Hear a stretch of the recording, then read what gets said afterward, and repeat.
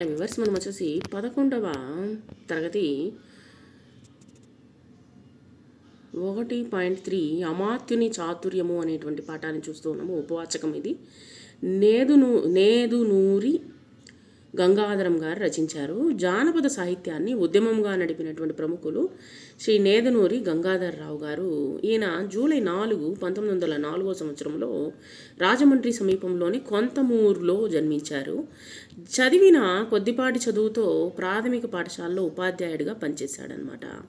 తర్వాత చిన్ననాటి నుండి జానపద వాంగ్మయ సేకరణ ఒక మహత్కార్యముగా భావించి దాన్ని ఎంతో ప్రయాస కోర్చి గ్రామాలు తిరిగి జానపద గేయాలు, కథా గేయాలు, తర్వాత వచ్చేసి ఎక్కిరింతలు, వీరగాథలు, జమిలి కథలు, పాముల కథలు, పండగ పాటలు, ఆటపాటలు, ప్రార్థన గేయాలు, వినోద గేయాలు, ఎక్కిరింత పాటలు, జంట పదాలు, జాతీయాలు, సామెతలు, కిటుకు మాటలు లక్షల సంఖ్యలో సేకరించారు ఈయన.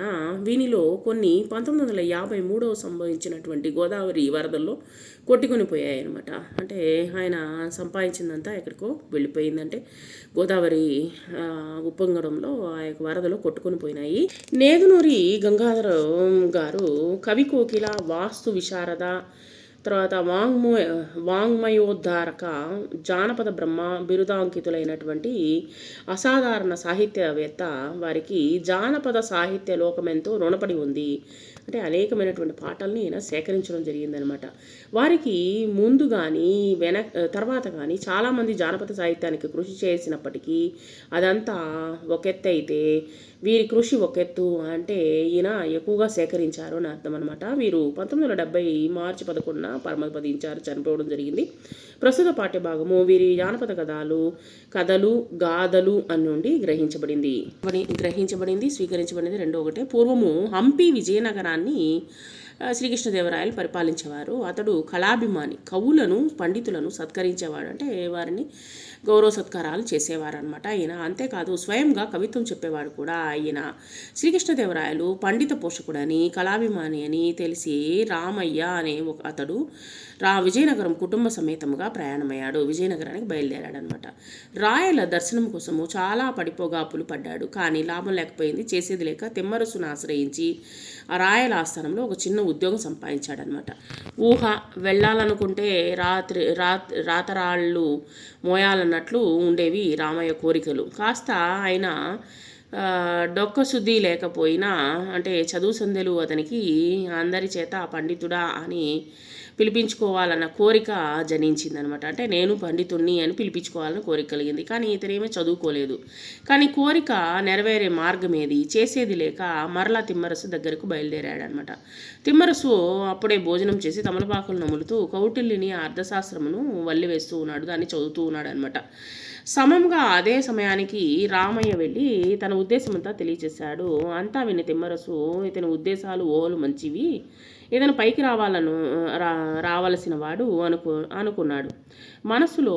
తర్వాత మీకెందుకండి, రేపటి నుంచి అందరూ మిమ్మల్ని పండితుడా అని పిలిచేటట్లు చేస్తాను, మీరిక వెళ్ళండి అంటూ ఇక్కడ అతనిని పంపించేశాడనమాట. పిమ్మట ఒక 10 మంది కుర్రాళ్ళను పిలిచి, ఒరే రేపటి నుంచి మన వీధి నుండి పోయేటువంటి రామయ్యను పండితుడా అని కంగారు పెట్టండి అని ఉపదేశించాడనమాట. వాళ్ళు అందుకు సరేనని ఒప్పుకున్నారంటే గేలి చేయమని చెప్పాడనమాట.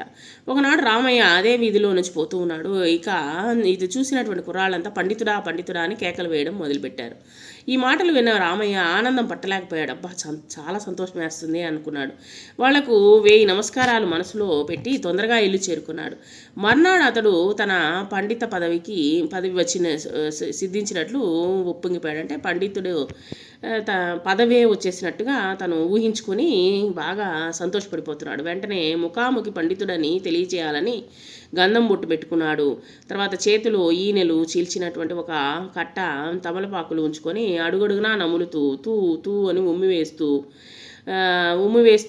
తిమ్మ పండితులతో ఆస్థానానికి బయలుదేరినాడు అనమాట. అంటే నేను పండితుడినే అంటూ ఊహించుకొని బయలుదేరిపోయాడు అనమాట, తమలపాకు కట్టల్ని చేతిలో పెట్టుకొని. తమలపాకుల ముందు వచ్చేసి పెట్టెల్లో పెట్టుకునేవాళ్ళు అనమాట. ఆయన పెట్టెల్లో పెట్టుకొని బయలుదేరేశాడనమాట.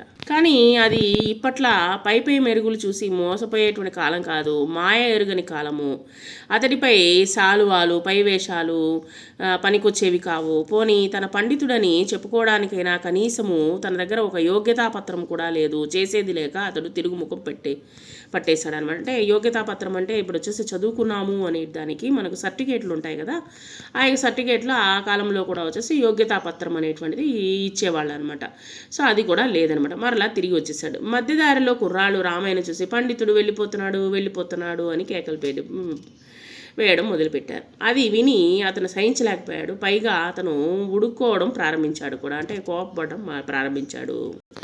మళ్ళీ రామయ్య తిమ్మరసును కలుసుకొని, మహానుభావ మహితమూర్తి, నన్ను కుర్రవాళ్ళు పండితుడా అని ఉడికిస్తున్నారు, అంటే ఎగతాళి చేస్తూ ఉన్నారు. నేనేం పండితున్నాయేంటి? నన్ను పండితుడని పిలవడానికి నాకు ఈ బిరుదు వద్దు, ఈ గొప్ప వద్దు. నన్ను ఇలా పిలవద్దని కుర్రాళ్లతో చెప్పి పుణ్యం కట్టుకోండి ప్రార్థించడం మొదలుపెట్టాడనమాట. ఎవరు? రామయ్య.